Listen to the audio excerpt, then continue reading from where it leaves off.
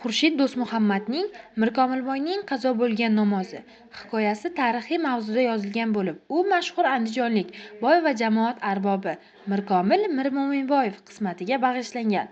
Hikoyada 1918-yilda Jadidlar harakatining faol namoyandasi saxovatli boy Mirkomilboyning sho'rolar tomonidan qatag'on qilinishi va o'lim oldidagi ruhiy holat tasvirlangan. Asar dastlab 1992-yilda qazo namozi bilan e'lon qilingan. Mirkomilboyning qazo bo'lgan namozi. Izvosh guzardan o'tib, katta ko'chaga burildi. Hamki Yoqubxo'jadan sado chiqmadi. Boy 2-3 dafa hamrohining avzoyiga zimdan ko'z yugurtirdi. Yoqubxo'janing qaddi unikidan yarim qarich tik. Shu bois u o'tirgan holida ham xiyla salobatli ko'rinardi. Odamlar Yoqubboyning shaxsiy qo'riqchisi deb gap tarqatishdi. Mirkomil uning izimidan chiqmaydi deganlar ham bo'ldi. To'g'ri, Yoqubxo'ja ko'z ochib topgan maslahatgo'yi bo'lmasa-da, uncha-munchani xushlayvermaydigan. Mirkomilning ishqi shu odamga tushgan. Binobarin yonida doim uni olib yurishga odatlangan edi. Haqiqat uning Yoqubxo'jadan yashiradigan netgan siri bo'lmagan. Surishtirib kelganda Mirkomil kimdan nimani sir tutgan o'zi. Quf yoxud makon bo'lganida rahmatli otasining Makka va Madinada takya qurdirish niyatida 30 ming tillo vasiyat qilib qoldirganini Uzayd xonimiga aytarmidi? Soyasidan cho'chisa, hatto o'z pushti kamaridan bo'lgan o'g'il qizlaridan hadi xavotirda bu yashasa, 7 yot begona buning ustiga G'ayriddin Iskandarni gumashta qilib olarmidi?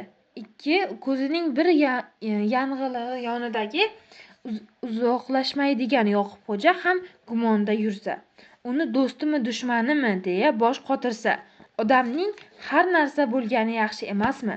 Yo'q, Mirkomilning bunday majmualikka toqati yo'q. U jini suymaganga ham dilidagi yamlamay aytgan.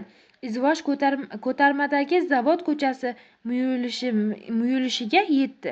Boy ana yorilar, mana yorilar degan o'yda hamrohining quyuq soqoliga qarab qoldi. Shunda to'xtat izvoshini deya hayqirdi Boy. Bir maromda yo'rg'alab borayotgan qo'sh ot suvlug'i tuyqus siltab tortilganidan pishqirib tumshug'ini toshiga bosguday bo'lishini qiyshaytirib to'xtatdi. Izvoshchi nima gap deya ortiga o'girilib ulgurmay Boy tosh yo'lga sakrab tushdi. Izvoshchi ham Yoqubxo'ja ham Boyning muddaosini tushunmay uning izida qarab qolishdi. Mirkomil katta-katta qadamlab qop orqalangan kishining tepasiga bostirib bordi. Og'ir yuk ostida ikki bukchaygan kishi bo'yni ko'rdi-yu, kassak to'la qopni top etib yerga tashlaganicha tili